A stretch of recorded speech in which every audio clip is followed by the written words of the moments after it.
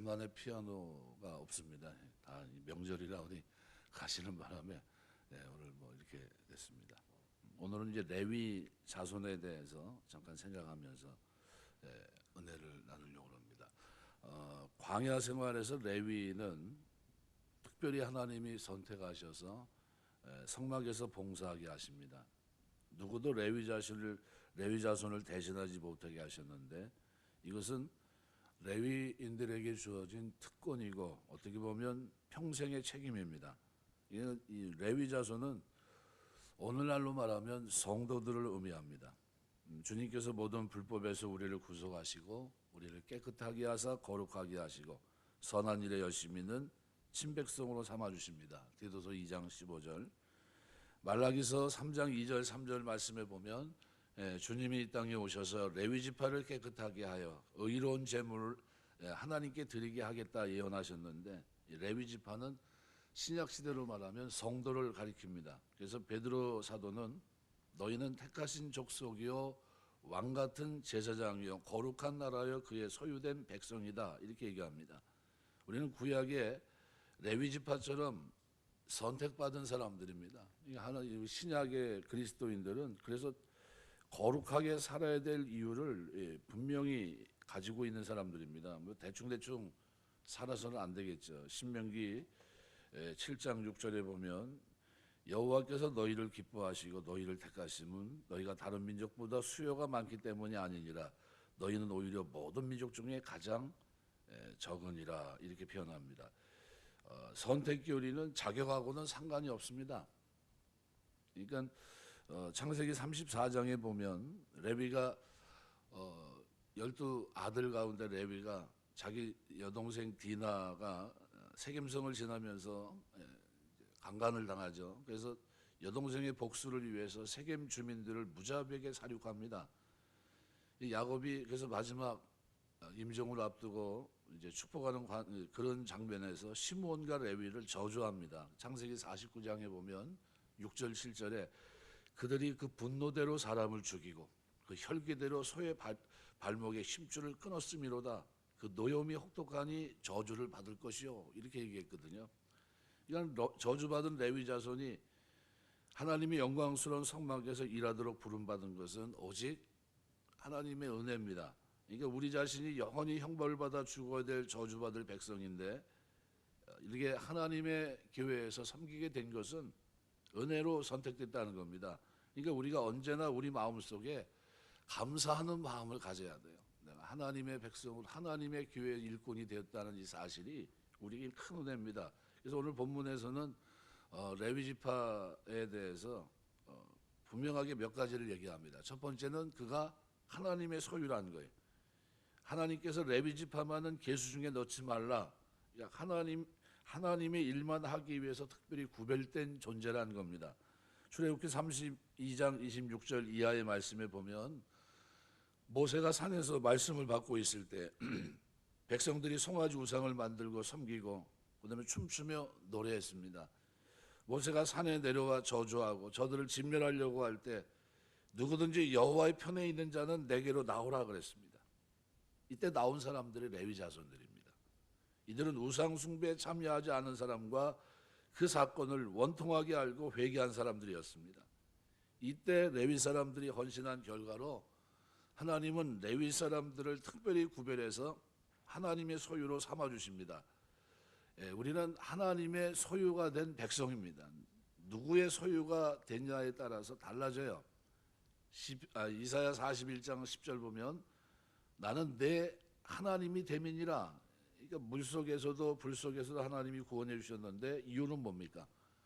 하나님의 것이 됐기 때문입니다. 그러니까 하나님의 소유된 백성이 되었으니까 언제나 무엇이나 하나님이 먼저 있고 내가 있는 겁니다. 그래서 광야 생활은요, 광야에서 살아가는 동안 모든 건 누가 책임집니까? 하나님이. 그럼 하나님이 그 백성에게 요구하는 것은 뭡니까? 믿음과 하나님 백성답게 살아갈 수 있는 성결함과 거룩함입니다. 그래서 특별히 초점은 어디에 맞춰 있습니까? 거룩함에 맞춰져 있어요.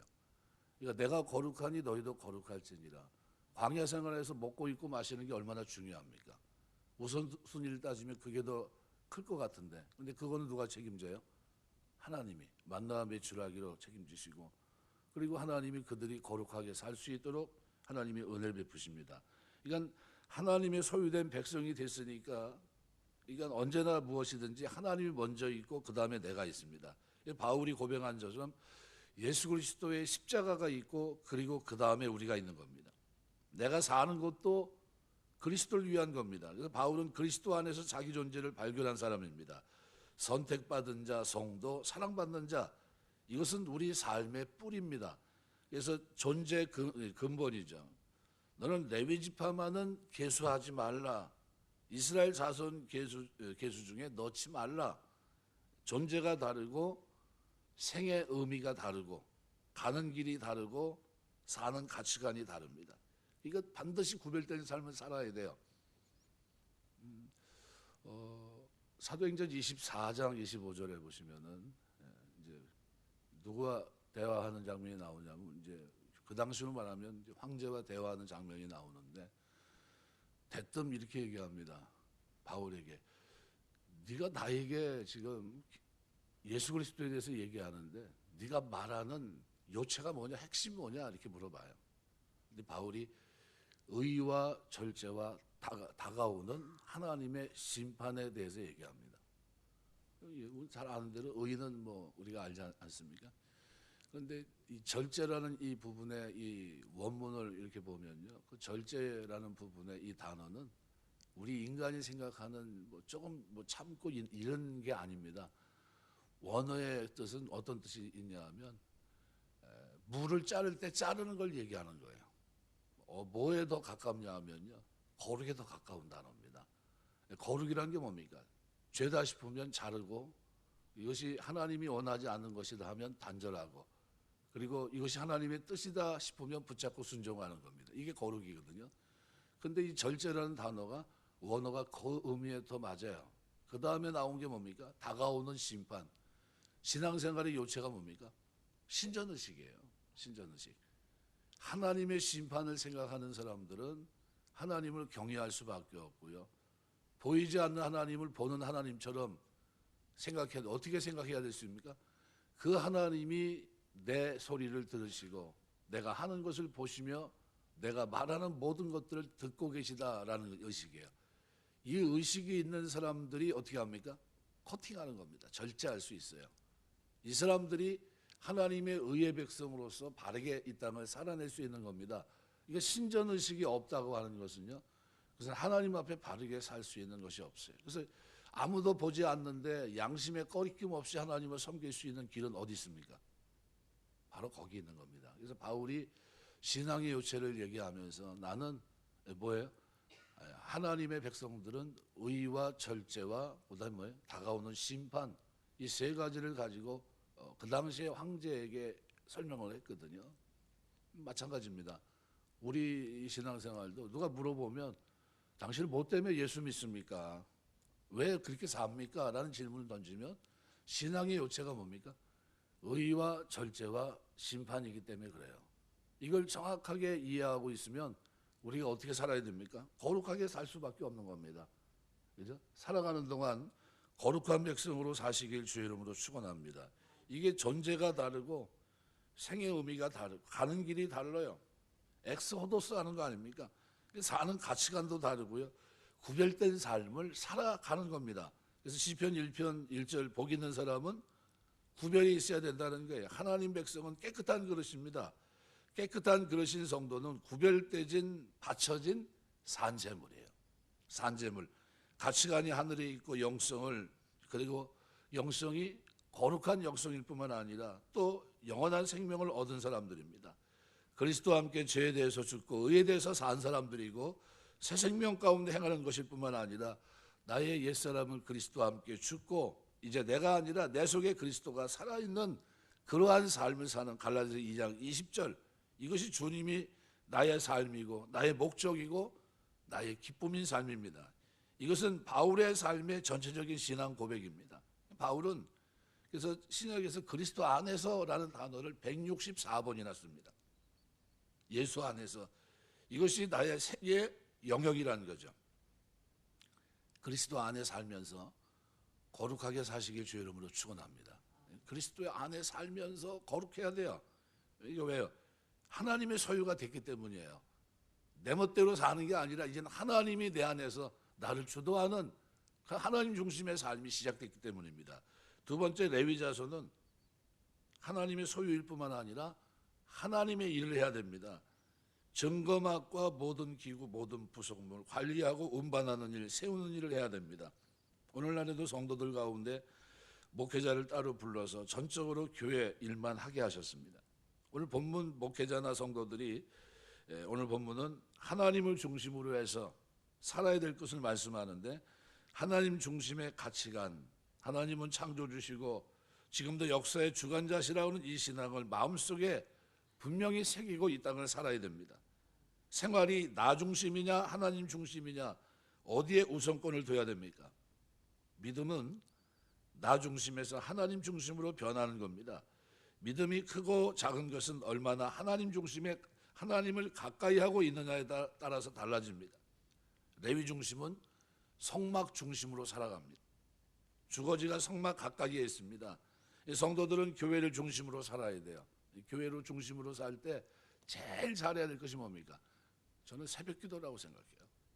하나님 앞에 날마다 일상을 만나를 거두듯이 하나님 앞에서 새벽 기도하며 사는 게 가장 큰 복이 아닌가.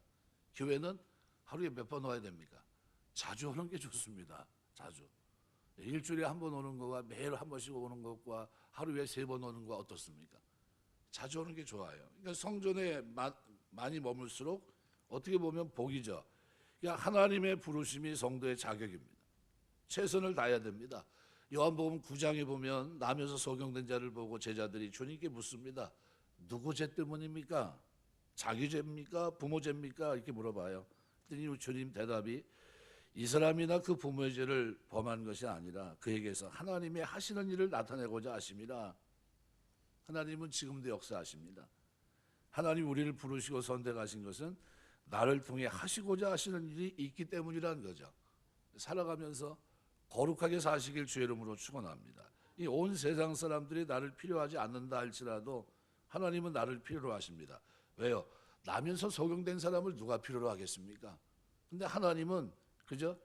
그를 통해 하시고자 하는 일을 나타내기 위해서라는 거예요. 영광을 받을 일이 있다는 겁니다. 하나님 우리를 통해 역사하십니다. 뭔가 우리의 구원의 역사를 이루어 나가고 계십니다. 왜요? 우리가 하나님의 소유된 백성이기 때문에 그래요. 이것이 레위 자손입니다. 하나님의 일을 해야 되고 자격을 논해서는 안 됩니다. 하나님이 부르신 것, 그것이 바로 자격이에요. 그래서 바울은 고린도서 3장 9절에서 우리는 하나님과 함께 일하는 동역자다 이렇게 표현해요. 동역자 의식. 어제 아침에 제가 함께 어떻게 서 있을 자라는 일, 그죠? 어제 우리 민숙이 앞에 부분을 설명하면서 5절 말씀을, 너희와 함께 설 사람들의 이름은 누굽니까? 우리는 함께 설 사람들이다. 그걸 인식하고 이 땅을 살아야 되겠죠. 그게 우리에게 꼭 필요합니다. 하나님과 함께 일하는 감격, 이 은혜를 언제나 간직하고 충성을 다해서 주님의 몸된 교회에 일하는 성도, 귀한 성도 되시길 주의 이름으로 축원합니다. 또 하나 오늘 레위 자손은요, 중요한 역할을 한 가지 해야 되는데 바로 중보자 역할입니다. 레위 자손은 성막 가까이 진을 쳐서 외인이 가까이 오면 죽일지니 이렇게 말씀합니다. 외인이 이 성막에 가까이 오면 죽는다는 사실을 알려줘야 될 책임이 레위 지파에게 있었습니다. 그러니까 외인은 레위 지파 외의 사람들을 뜻하지만 신명기 25장 5절의 말씀에 의하면 다른 사람의 가문을 뜻하기도 하고 호세아 5장 7절 말씀에 의해서는 사생자를 뜻하기도 합니다. 그러니까 다른 지파 사람들이 외적으로 공격을 막아내는 임무를 맡았다고 한다면 12지파 가운데 포함되지 않았던 레위인은 내부의 임무를 맡아서 하나님의 진노로부터 이스라엘 백성을 보호하는 역할을 맡았던 겁니다. 역대상 9장 17절에 보면 성막의 문지기가 레위인입니다. 부정한 자나 이방인들은 들어오지 못합니다. 오직 제사장만 들어갈 수 있도록 막았던 사람이 누굽니까? 레위인이에요. 그러니까 53절에 보면 레위인은 증거막 사면에 진을 치고, 그죠? 동서남북으로 12지파가 나눠져 있지 않습니까? 그 사면에 뭐를 치? 진을 치고 이스라엘 자손의 회중에게 하나님의 진노가 임하지 않게 하라 그랬습니다. 그러니까 레위인의 사명은 하나님의 진노와 백성 사이의 진노를 막아주는 중보자 역할이죠. 오늘날 성도는 죄와 사망에서 백성을 보호하고 저들에게 하나님의 진노가 임하지 않도록 막아주는 복음의 증인으로서의 중보자가 되어야 됩니다. 성도는 어떻게 보면 정확하게 시대 파수꾼입니다. 교회가 세속에 물들지 않도록 지켜야 되고요. 동시에 백성들을 죄에서 구원해내야 될 구원의 사명이 오늘 레위인들에게 있는 겁니다. 그러니까 왜 우리가 우리만 위해서 기도하면 됐지 믿지 않는 사람들, 이 사회, 이 민족을 위해서 기도합니까? 그 책임이 우리에게 있기 때문에 그래요. 그래서 중보자의 사명을 감당하기 위해서 무엇보다 중요한 것은 하나님께 가까이 있어야 됩니다. 레위는 증거막 사면에 진을 치라고 말씀합니다. 보통 이 법궤 그 성막을 중심으로 한 1km 정도씩 이렇게 떨어져 있거든요. 사면으로. 근데 그 주변에는 누가 있는 겁니까? 레위인들이 진을 치고 있는 겁니다. 이 증거막은 하나님이 임재하시고 있는 곳입니다. 그러므로 레위인은 하나님과 가까이 있는 사람들입니다. 성도는 하나님과 늘 가까이 하는 사람들이에요. 하나님을 가까이 하라. 야고보 4장 8절. 그리하면 너희를 가까이 하시리라. 죄인들아 손을 깨끗이 하라. 두 마음을 품은 자들아 마음을 성결케 하라 그랬습니다. 깨끗이 하는 것이 하나님께 가까이 하는 겁니다. 깨끗이 하는 것이 회개예요. 죄가 있으면 하나님과 함께 할 수 없습니다. 손을 깨끗이 하라. 손을 떼란 겁니다. 자주 하는 일 중에서 그것이 하나님 보실 때 잘못된 것이라면 청산하라. 그런 의미입니다. 하나님은 자신을 만나기 전에 스스로 깨끗하여 거룩하게 할 것을 말씀합니다. 그러니까 하나님을 만날 준비로 깨끗해야 될 것을 말씀합니다. 레위기 10장 7절이나 출애굽기 19장 10절 11절, 베드로전서 1장 16절 다 뭐예요? 내가 거룩하니 너희도 거룩할지니라예요. 그러니까 하나님과 멀어진 상태, 하나님을 의식하지 않은 생활 이 자체가 벌써 죄라고 규정할 수밖에 없습니다. 그러므로 오늘 우리는 이 시대를 살면서 레위인으로서 거룩한 성도가 되었기 때문에 신전의식을 가지고 살아야 돼요. 우리 신앙의 요체는 의와 절제와 심판입니다. 이걸 놓쳐서는 안 돼요. 이것이 우리 중심에 있어야 됩니다. 이것을 다른 말로 말하면 뭡니까? 다윗이 시편 16편에서 얘기한 대로 여호와를 항상 내 앞에 모시며 그가 내 우편에 계심으로 내가 요동치 아니하였도다. 신전의식입니다. 그런데요, 하나님의 면전 앞에서, 하나님 앞에서 하나님이 내 소리를 들으시고 하나님 내가 움직이는 걸 보고 계시다는 거예요. 그 하나님을 의식하는 겁니다. 심판을 의식해서 어떻게 살아갑니까? 절제라는 의미는 거룩에 가깝다고 그랬습니다. 원어의 뜻이 카팅입니다. 물을 자르듯이 죄다 싶으면 잘라내면서 살아가는 그 삶, 의롭게 되었기 때문에 그 진영에 속했기 때문에 하나님 자녀답게 살아가는 그 모습이 하나님의 백성들의 모습이에요. 레위인인 성도는 한 사람이라도 멸망해서 구원 얻도록 인도해야 되고 하나님의 진노가 백성들에게 오지 않도록 막아야 될 사명이 저와 여러분에게 있습니다. 그래서 최소한 뭐가요? 이 말을 하기 전에 먼저 뭐가 돼야 됩니까? 맛을 잃지 말아야 돼요. 음식 먹을 때 제일 먹기 싫은 음식이 뭡니까? 식은 음식이 아니에요. 뜨거운 음식도 아니고요. 맛이 덜 들은 음식도 아닙니다. 음식 먹을 때 상한 음식은 못 먹습니다. 아이들 말대로 저 음식은 맛이 갔어. 그러면 어떻게 해요? 버려야 됩니다. 소금이 맛을 잃어버리면 밟히는 겁니다. 옛날에 먹었던 소금들은 다 암염이에요. 돌입니다. 돌을 깨서 그거를 이제 매달아 놨던 겁니다. 간수가 다 빠져버리면 좋은데 맛이 다 떨어져 버리면 어떻게 해요? 바깥에 가 버립니다. 쓸 수가 없으니까요. 맛을 잃어버리면 안 돼요. 그 맛이 뭡니까? 거룩함이에요. 거룩함. 말씀 맺겠습니다. 어떤 교인이 빌리그레암 목사님에게 이런 질문합니다. 안식일에 소가 구덩이에 빠졌을 때 어떻게 해야 됩니까?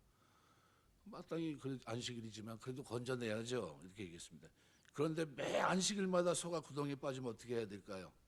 이 빌리그레암 목사 그렇게 얘기했다고 그래요.